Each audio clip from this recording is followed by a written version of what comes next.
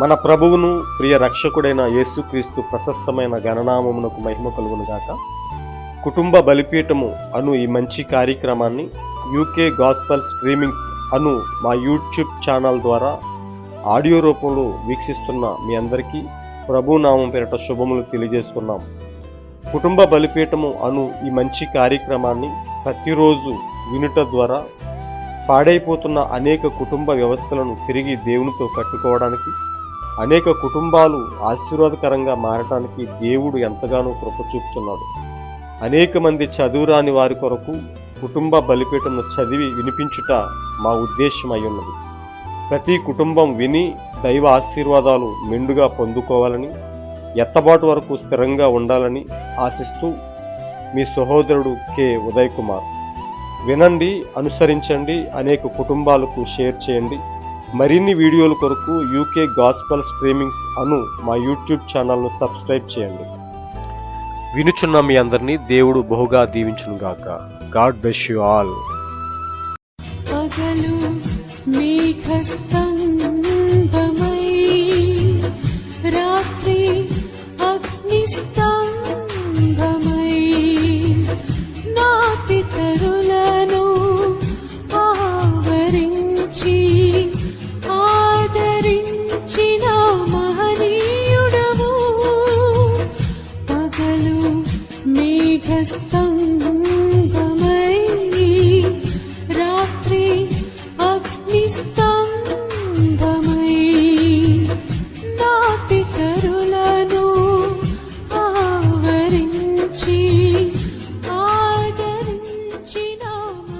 ఒక కుటుంబ బలిపీఠము,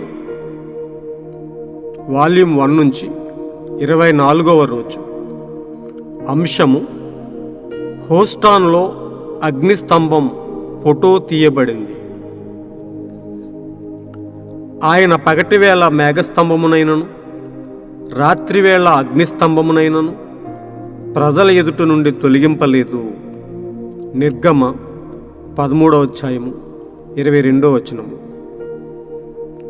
ఈ అంశం కొరకు కొంత వర్తమాన భాగాలను మనం చదివి విందాం.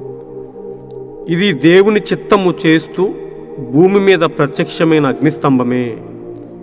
ఇప్పుడు ఈ రాత్రి దాదాపు 1900 సంవత్సరాల తర్వాత ఇప్పుడు మన మధ్యనే అదే అగ్నిస్తంభము నిలబడి ఉన్నది. కొద్దిసేపటి క్రితం మీరు దాని ఫోటోను కొనుక్కున్నారు. నేను భక్తి గౌరవంతో దీనిని చెప్తున్నాను. అది శాస్త్రీయంగా నిరూపించబడినది. ఈ రాత్రి నేను చనిపోతే ఆ అగ్నిస్తంభమునకు నాకు ఎలాంటి సంబంధం ఉండదు. నేను కూడా కేవలం మానవ మాత్రుడనే. ఇప్పుడు ఆ అగ్నిస్తంభము సంఘములో ఉన్నది. అది కేవలం నాతో మాత్రమే కాదు గాని మీ అందరితో కూడా ఉన్నది. అది మన అందరితో కూడా ఉన్నది. అది కేవలం ఒక దైవిక సాక్ష్యం, నిరూపణ మాత్రమే. మీకందరికీ ఆ సంఘటన తెలుసును. ఒక బాప్టిస్ట్ సేవకుడు దైవిక స్వస్థత విషయమై నాపై సవాలు విసిరాడు. అప్పుడు నేనన్నాను, అదే గనుక నిజమైతే దేవుడే ఆ సత్యానికి సాక్ష్యం చెబుతాడు, నిరూపిస్తాడు. ఒకవేళ అది నిజం కాకపోతే దేవుడు ఎన్నటికీ దానికి సాక్ష్యం చెప్పడు. నేను ఈ రీతిగా చెప్పగానే ఆయన అక్కడికి వచ్చాడు. అప్పుడు వారు దానిని ఫోటో తీశారు. ఆ రాత్రి ఒక యూదుడు మరియు ఒక క్యాథలిక్ అనే డగ్లస్ స్టూడియోకి చెందిన 2 ఫోటోగ్రాఫర్లు ఇంటికి వెళ్ళి తాము తీసిన ఆ ఫోటోలను డెవలప్ చేశారు. వృద్ధుడైన పరిశుద్ధ సహోదరుడు బోస్వర్త్ యొక్క ముక్కు మీద తన చేతితో అతన్ని గుద్దినట్టు, ఇలా నా ఫోటో తీయి, నేను దీనిని మ్యాగజైన్లో వేసి ఆ వృద్ధుడిని ఎగతాళి చేస్తాను. దైవిక స్వస్థతకు వ్యతిరేకంగా ఒక సాక్ష్యార్థం దీనిని నేను నా పుస్తక పఠన గదిలో గోడకి గుచ్చి ఉంచుతాను అని అతడు అన్నాడు. అయితే ఆ రీతిగా తీసిన 6 ఫోటోలు నెగిటివ్లు వచ్చాయి. పనికి రాలేదు. దేవుడు ఆ కెమెరా వాటిని పట్టుకోనియలేదు. అయితే మరొక దానిని కడిగితే అందులో ప్రభువు దూత ప్రత్యక్షమయ్యాడు. అగ్నిస్తంభం ప్రత్యక్షమయ్యాడు.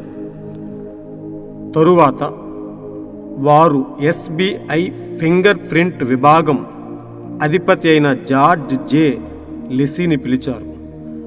అతడు ఆ ఫోటోను కొన్ని దినాల పాటు తన దగ్గర ఉంచుకుని దానిని నిశితంగా పరీక్షించాడు.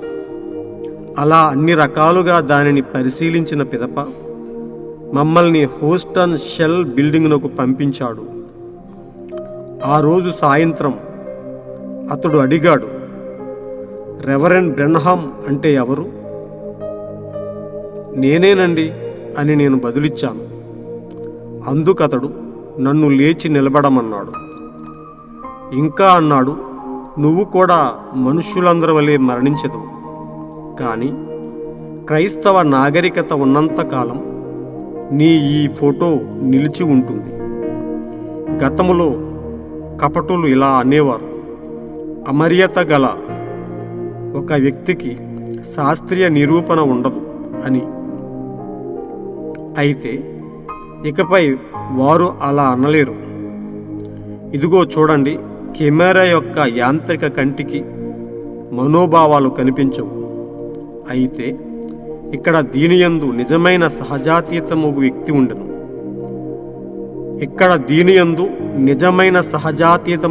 ఉండెను. అదే ఈ ఫోటో. అది ఈ రోజున కూడా ఉన్నది.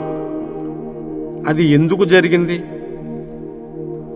నేను ఏ సత్యము కొరకైతే నిలబడి ఉన్నానో దాన్ని బట్టే ఇది జరిగింది. ఆ అగ్నిస్తంభం ప్రపంచంలోనే అనేక కోటలలో కూడా ప్రత్యక్షమయ్యింది. ఆ అగ్నిస్తంభం ప్రపంచంలోని అనేక కోటలలో కూడా ప్రత్యక్షమయ్యింది.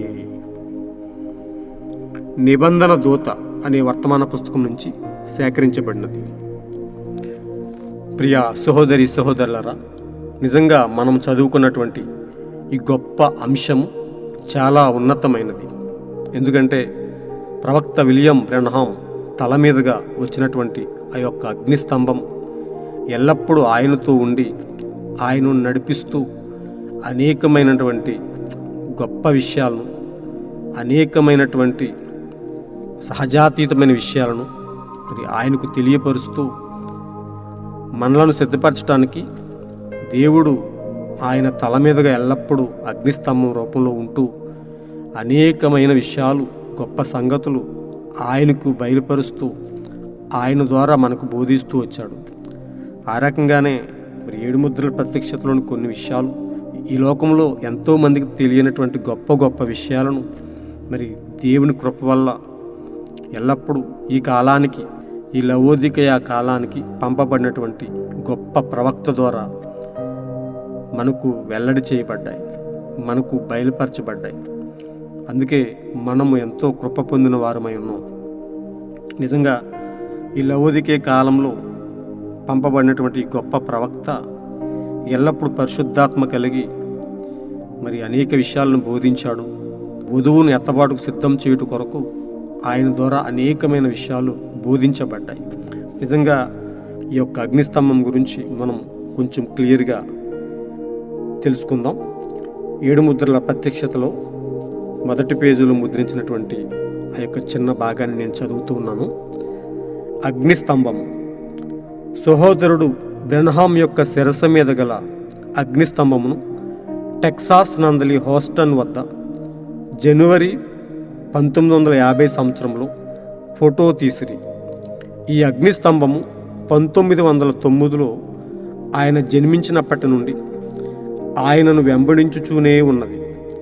ఇండియానాలోని జెఫర్సన్ విల్ యొద్ద గల ఓహియో నదిలో 1933 సంవత్సరమున బాప్తిస్మపు కార్యక్రమం జరిగినప్పుడు ఈ అతీతమైనది అగ్నిస్తంభం వందలాది జనుల ఎదుట ప్రత్యక్షమై ఆయనతో ఇట్లనెను, క్రీస్తు యొక్క మొదటి రాకడకు ముందుగా బాప్తిస్మమిచ్చు యోహాను వచ్చినట్లు, ఆయన రాకడ ప్రకటింపబడినట్లు, ఆయన రెండవ రాకడకు మునుపు నీవు ఉండెదవు. నీవు ఆయన రాకడను గూర్చి ప్రకటించెదవు. నిజంగా చాలా అద్భుతం. ఈ విషయాన్ని మనం చదువుకోవడానికి ఎంతో ధన్యులమై ఉన్నాం. కనుక ప్రియ సహోదరి సహోదరులరా, దేవుడు తన వధువును ప్రేమించి, తన ప్రజలను ప్రేమించి, మరి ఎంతగానో మన కొరకు అనేకమైన గొప్ప విషయాలను మరి ఈ కాలానికి పంపబడినటువంటి వర్తమానికుడు ద్వారా మనకు బయలుపరచబడ్డాయి. నిజంగా ఆయన తీసుకొచ్చిన వర్తమానాన్ని బట్టి మనం దినదినము వింటూ ఇంకనూ మన విశ్వాసాన్ని బలపరుచుకుంటూ మరి చెరగని విశ్వాసంతో ఆయన మన కొరకు పంపినటువంటి ఆ యొక్క వాక్యపు వస్త్రాలను ధరించుకుంటూ ఎత్తబాటు వరకు స్థిరంగా మనం నిలిచి మరి ఆయన ఎదుర్కొనడానికి సిద్ధంగా ఉందాం. God bless you all. ఈరోజు మీరు చదవలసిన అనుదిన వాక్య పఠనము నిర్గమాకాండము 9, 10, 11 అధ్యాయములు.